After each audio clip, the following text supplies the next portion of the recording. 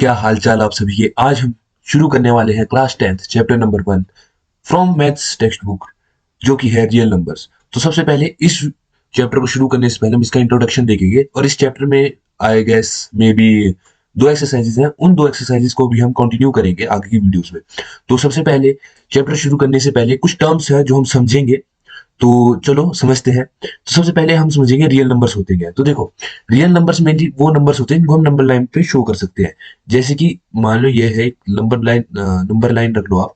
यहाँ पे जैसे हमारे को पता है कि हमारे पास होते हैं एक पॉजिटिव और नेगेटिव में।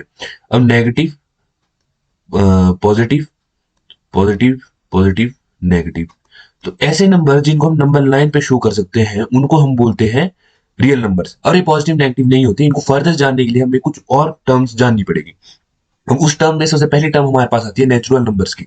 अब नेचुरल नंबर अगर हम देखें तो नेचुरल नंबर एज हम नाम से पता कर सकते हैं कि नेचुरल नंबर, यानी कि अगर आप इस चीज का एग्जांपल ले सकते हैं। अगर मैं आपको बोलूं कि मेरे को अभी काउंटिंग सुनाओ 100 तक की, तो आप शुरुआत 0 से नहीं करोगे, हमेशा आप शुरुआत 1 से करोगे।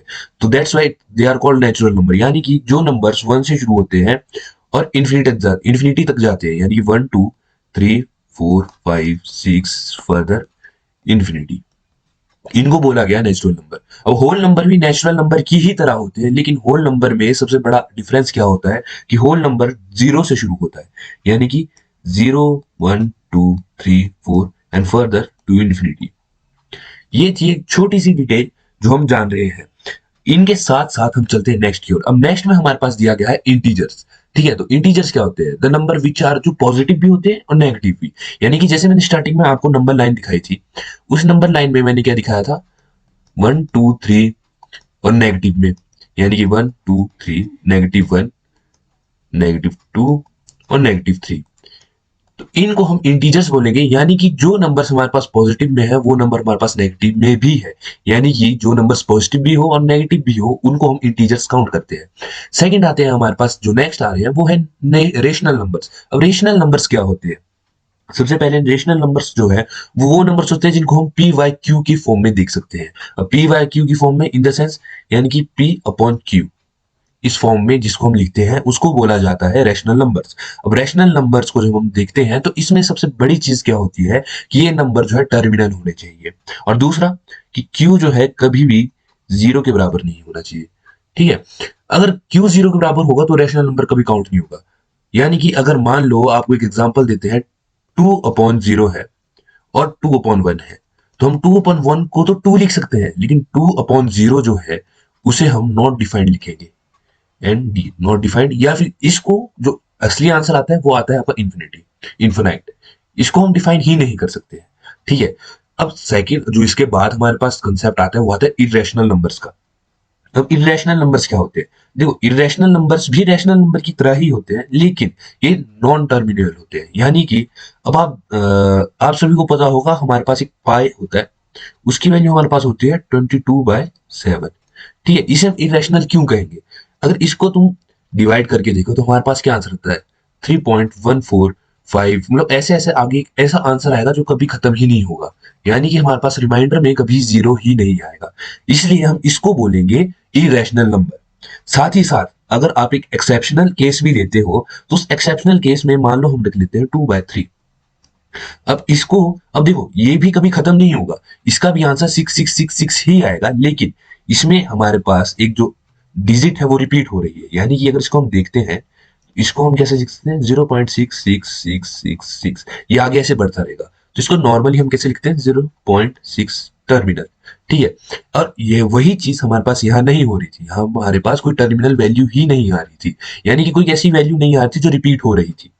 दैट्स वाई इसे हमने इरेशनल कहा और इसे हमने रैशनल कहा। क्यों? क्योंकि इसमें हमारे पास एक वैल्यू थी जो रिमाइंडर 0 नहीं दे रही थी, लेकिन वो वैल्यू हमारे पास जो आ रही थी वो क्या थी? 6 का टर्मिनल, यानी कि वो टर्मिनल थी, वो वैल्यू रिपीट हो रही थी। हम बढ़ते हैं नेक्स्ट की ओर।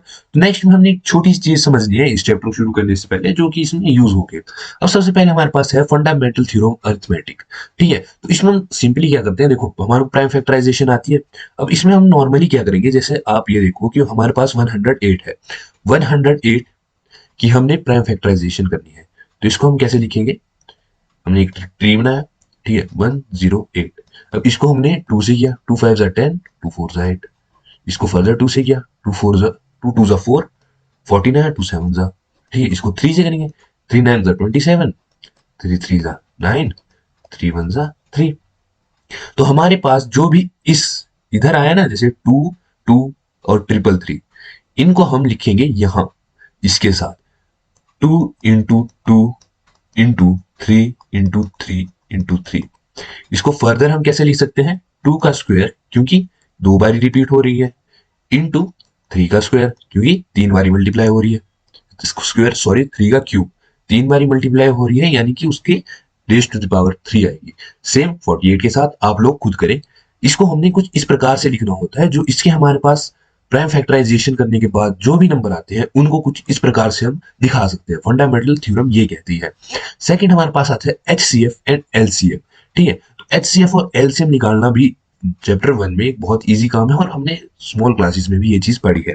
तो सबसे पहले इसको मैं इरेज करता हूं। तो अब हमारे पास है, अब देखो मैं यहां पे सबसे पहले एलसीएम लूंगा फिर एचसीएफ लूंगा। ठीक है, तो जो 250 इक्वल्स टू 250 एंड हमारे पास 100 है, इसका आप लोग खुद कर लेना।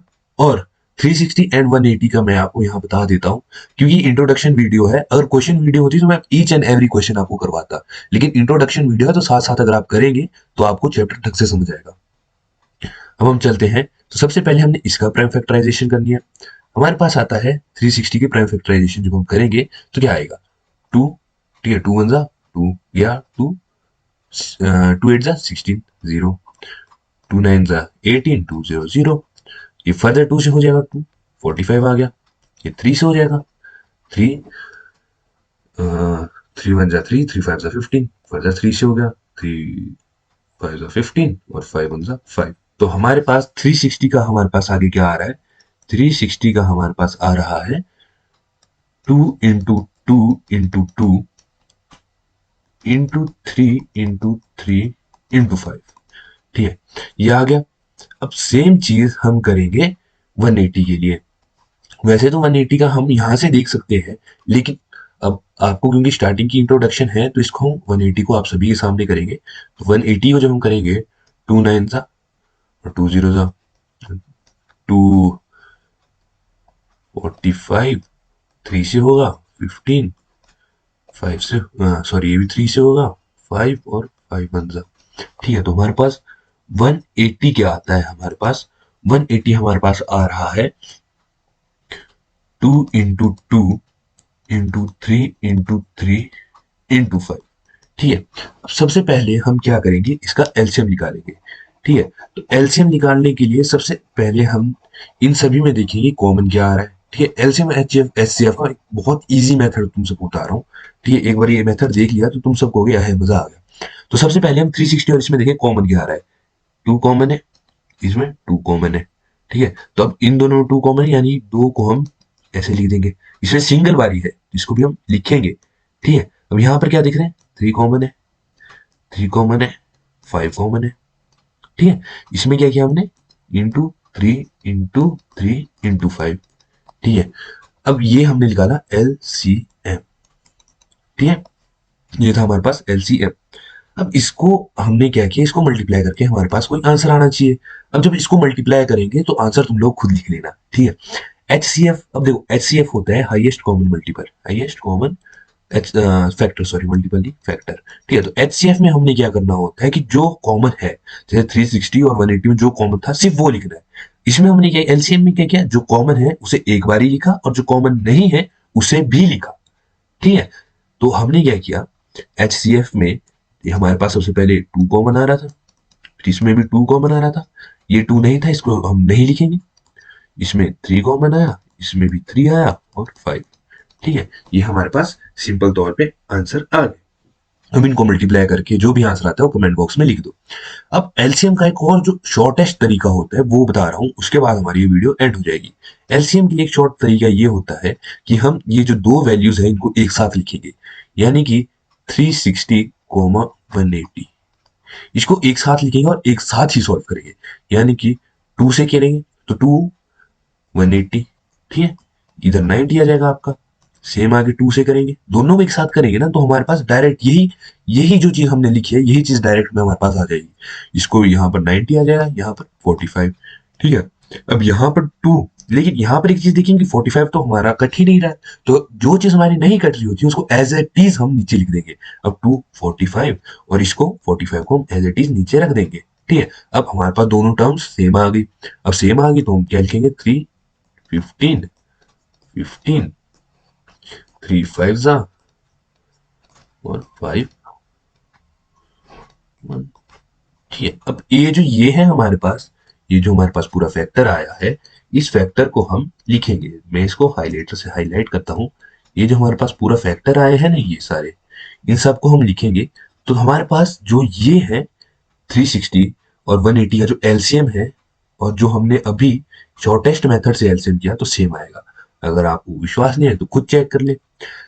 तो ये थी हमारी क्लास 10th की चैप्टर नंबर 1 रियल नंबर्स की इंट्रोडक्शन वीडियो। अब बाकी वीडियोस भी इसके साथ साथ अपलोड होती रहेगी, तो आप वीडियो को लाइक कर देना, और हाँ, किसी दोस्त के पास भेजना है तो भेज देना, उसका भी भला हो जाएगा। बाकी एक बार अगर आप इन सभी वीडियोस को देख लेते हो तो ये अश्योरमेंट मैं देता हूँ कि तुम्हारे को क्लास 10th की मैथ्स में कोई दिक्कत नहीं आने वाली है। बाकी धन्यवाद, थैंक यू।